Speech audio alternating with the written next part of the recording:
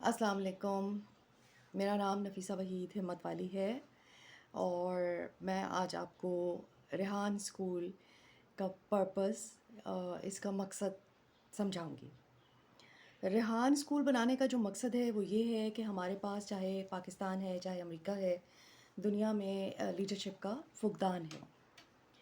اور لیڈرشپ کیا ہوتی ہے؟ لیڈرشپ ہوتی ہے کہ آپ کسی مسئلے کو دیکھ کے اس کو ریزالو کرنے کی کوشش کرتے ہیں، اس کو مسئلے کا حل نکالنے کی کوشش کرتے ہیں، بغیر کسی وائلنس کے، بغیر لوگوں کو آپس میں لڑائے. بلکہ لیڈر کا کام ہوتا ہے کہ وہ لوگوں کو پروتا ہے تسبیح کے دانوں کی طرح، اور ان کو الگ الگ نہیں کرتا، جوڑتا ہے. اسی طرح یہ دنیا بہت سارے مسائل کا شکار نظر آتی ہے. پاکستان میں الگ مسئلے ہیں. بڑے مسئلوں میں ایک مسئلہ کلائمیٹ چینج کا ہے جس کے بارے میں کوئی بات نہیں کرتا، لیکن یہ مسئلہ دنیا میں 195 ممالک میں سے ٹاپ 10 جو افیکٹڈ ممالک ہیں جن کو سب سے زیادہ تکلیف ہوگی، پاکستان اس میں سے ایک ہے. لیکن اس وقت جو ہمارے ملک میں مسائل نظر آتے ہیں ان کو سالو کرنے والا ہمیں کوئی نظر بھی نہیں آتا. ان کو کوئی ٹریننگ نہیں دی جاتی اس بارے میں. اگر ہم غور کریں تو ہم موٹر سائیکل نہیں چلا سکتے بغیر لائسنس کے، بغیر ٹریننگ کے، لیکن ہم الیکشن لڑ سکتے ہیں بغیر لائسنس کے، بغیر ٹریننگ کے. تو یہ بات کچھ سمجھ میں نہیں آتی ہے کہ یہ کیا چکر ہے. ہم لیڈر کیسے بن سکتے ہیں؟ الیکشن لڑنے اور میئر بننے کے لیے تو ہم تیار نہیں ہیں. اسی طرح ہمارے ملک کو 75 سال ہو گئے ہیں لیکن ہمارے بجلی، پانی، گٹر کے مسائل اور ایسے بہت سے مسئلے ابھی تک ریزالو نہیں ہو سکے. کلائمیٹ چینج پہ ہم کیا پہنچیں گے اور کب پہنچیں گے؟ بہت مشکل نظر آتا ہے. تھیوری آف میزلو یہ کہتی ہے کہ جب تک روٹی کپڑا مکان بیسک نیڈز انسان کی پوری نہ ہوں تو وہ کسی بڑے مقصد کو حاصل نہیں کر سکتا.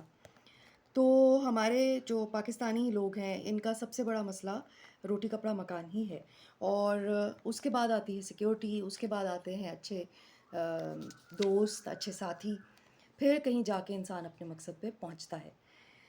اس تھیوری کو پورا کرنے کے لیے ہمیں پہلے روٹی کپڑا مکان کا مسئلہ اپنے لوگوں کا حل کرنا ہوگا. یہ جو اسکول ہے اس کے 3 بنیادی اصول ہیں. رول نمبر 1 یہ ہے کہ اپنی زندگی میں 10 ملین یعنی 1 کروڑ لوگوں کی زندگی کو بہتر بنانا ہے. وہ بہتری ضروری نہیں ہے کہ صرف پانی کا مسئلہ حل کر کے لائی جائے یا بجلی کا مسئلہ حل کر کے لائی جائے. وہ کسی بھی مسئلے کو حل کر کے لائی جا سکتی ہے، لیکن 1 کروڑ لوگ اس سے فائدہ اٹھائیں. آپ روٹی بیچ کے بھی یہ کام کر سکتے ہیں، لیکن ایک دکان سے تو 1 کروڑ لوگ فائدہ نہیں اٹھا سکتے، تو آپ کو 100 دکانیں تو کھولنی پڑیں گی.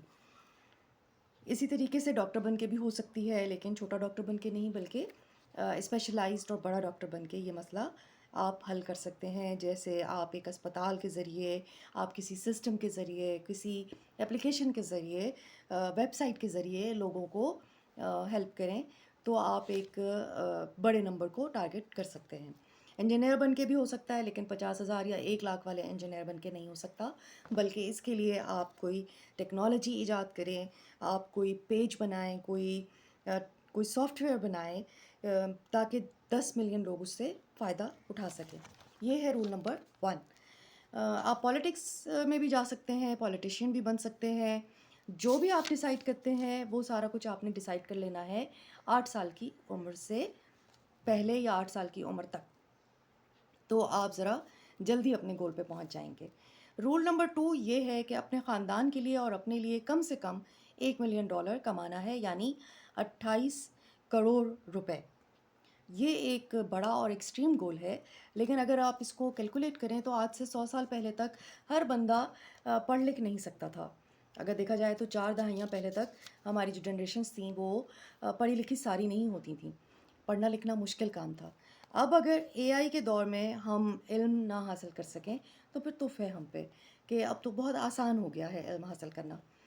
ہم یہ کوشش کر رہے ہیں کہ بچے پیسے کما سکیں تاکہ اپنے فائنینشیل پرابلمس سے وقت پر نکل آئیں، اپنے گھر خرید سکیں، اپنی گاڑی خرید لیں، حج عمرے کر لیں، تاکہ ان کو پیسوں کا مسئلہ نہ ہو اور معاشرہ ان کو روک نہ سکے ان کے گولز اچیو کرنے کے لیے. اگر ہم 20 سال سے پہلے اپنے بچوں کا یہ پیسوں والا مسئلہ حل کر دیں تو کتنا ہی زبردست ہو جائے.